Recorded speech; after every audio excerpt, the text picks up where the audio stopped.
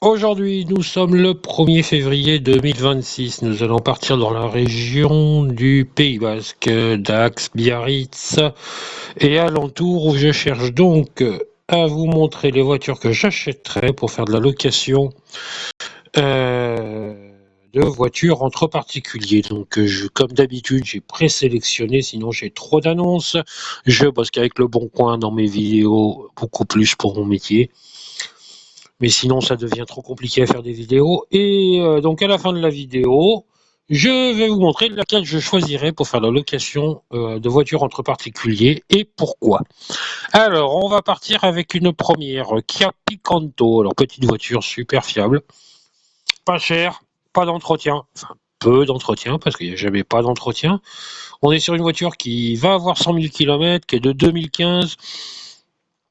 On est sur des voitures qui étaient pas trop chères à l'achat en neuf, donc on se retrouve sur des voitures qui sont pas trop chères en véhicule d'occasion. Si on la regarde bien sur les photos, la carrosserie paraît très propre. Après, on est sur de la base. Il nous faut ce qu'il nous faut, c'est-à-dire la climatisation, elle l'a. Après, on regarde de quoi, c'est donc super, on est content, véhicule non fumeur, mise en circulation fin 2015, ça nous donne 3 ans possible sur la location entre particuliers, que ce soit Getaround ou Turo qui ont mes préférences. Le contrôle technique a été passé au mois d'octobre. Il marque défaillance mineure, plaquettes de frein. Ça veut dire que les plaquettes de frein ont été à changer. Je dirais pas que c'est un red flag pour moi, mais c'est quand même un des principes qui fait que, comme il le met, prix négociable. Moi, c'est un gros truc pour négociable, parce que si vraiment j'ai pas envie de négocier, la voiture, je la prends, je vais faire changer les plaquettes. Et je mets contrôle technique, ok, valable, défaillance mineure, plaquette de frein, virgule, plaquette de frein changée, telle date. Et là, j'ai plus de problème. Mais ça reste quand même une jolie petite voiture, 5 500 €, c'est pas un très très gros budget pour une voiture qui peut fonctionner avec le contrôle à distance par téléphone et qui décotera pas beaucoup. Qu'est-ce que j'ai comme deuxième voiture? Celle-là était à Rutschon, ou Rutschon.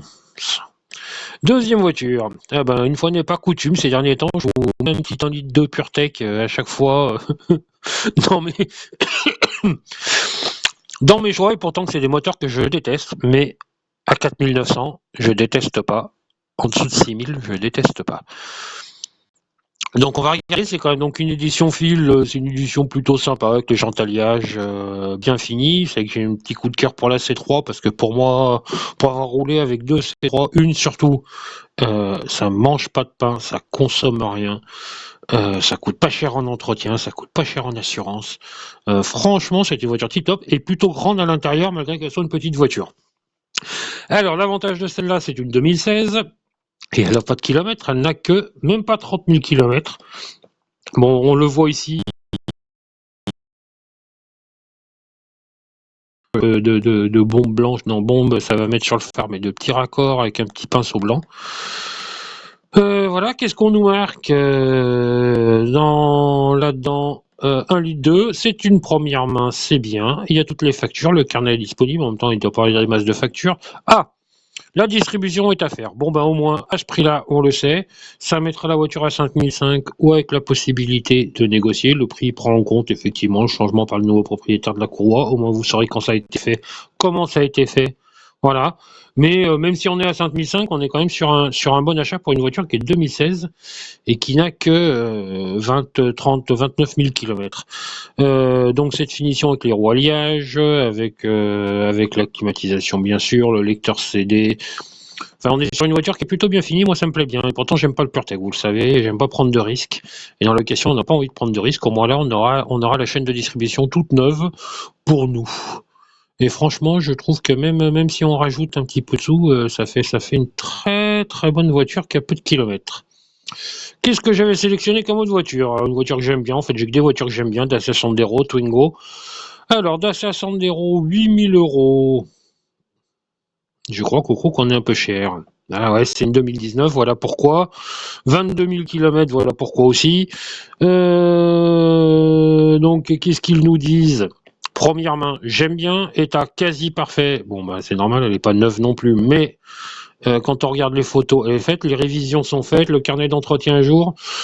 À vérifier, par contre, j'ai l'impression que c'est une finition plutôt basique et j'ai du mal à grandir la photo, mais j'ai pas l'impression de voir le bouton de climatisation ici. Donc, ça mérite un petit coup de fil. Oui, non. Oui, climatisation, je vérifie, mais je négocie le prix. Non, climatisation. Que je fais chaque jour pour mes clients. Donc, agrandir les photos, regarder les photos, regarder l'historique si possible, passer les appels pour vérifier ce qui se passe à l'annonce. C'est ce que je fais. Je fais aussi, si vous hésitez sur certaines annonces, je fais aussi de l'analyse d'annonces comme je fais là dans cette vidéo. Et bah, si vous voulez regarder un petit peu ce que je fais, vous trouverez tout dans le lien. Le lien est dans ma description sur mon site internet. Le lien. Voilà. Après, petit Twingo, j'aime bien aussi. Alors, cette 1990, on est un peu cher quand même. Bon, 65 000 km, c'est bien. 2016, c'est bien. Finition zen. Donc, si on connaît un peu, elle a au moins la radio avec la commande au volant, la climatisation, etc. 2016, j'aime bien. Les garanties 12 mois. Si on regarde bien les photos, quand elles voudront être chargées, quand on voit ça, et si on agrandit un peu, voilà, elle est apparentée sans borne. Garage Renault, concessionnaire Renault, agent Renault. Voilà, on le voit derrière, toutes les voitures qu'il y a derrière. Donc il y a de grandes chances, peut-être qu'ils l'ont vendu neuve, peut-être même qu'ils l'ont entretenu, qu'ils ont tout l'historique. Voilà, qu'est-ce qu'ils nous mettent dedans et c'est pour ça d'ailleurs qu'ils la garantissent de moi, hein, kit main libre Bluetooth, la jack, le USB, le machin, c'est pas la Twingo de base avec un petit moteur fiable, le 09 TCE, enfin le 1 litre là, il est super fiable. Ça coûte rien en entretien et justement à ce prix-là, ça coûte rien en entretien. Je vais vous faire regarder un petit détail. Si les photos veulent bien se télécharger, c'est sur la roue. Hop, pom, pim, pim. Voilà, moi quand je vois pneus chinois et machin, je me dis que les mecs ils en ont eu rien à foutre de leur voiture. Les bidules, mais si je suis garage Renault, je revends pas une voiture avec des pneumatiques chinois. Voilà, donc j'aurais peut-être tendance à lui mettre un négatif, surtout qu'elle est quand même un peu chère.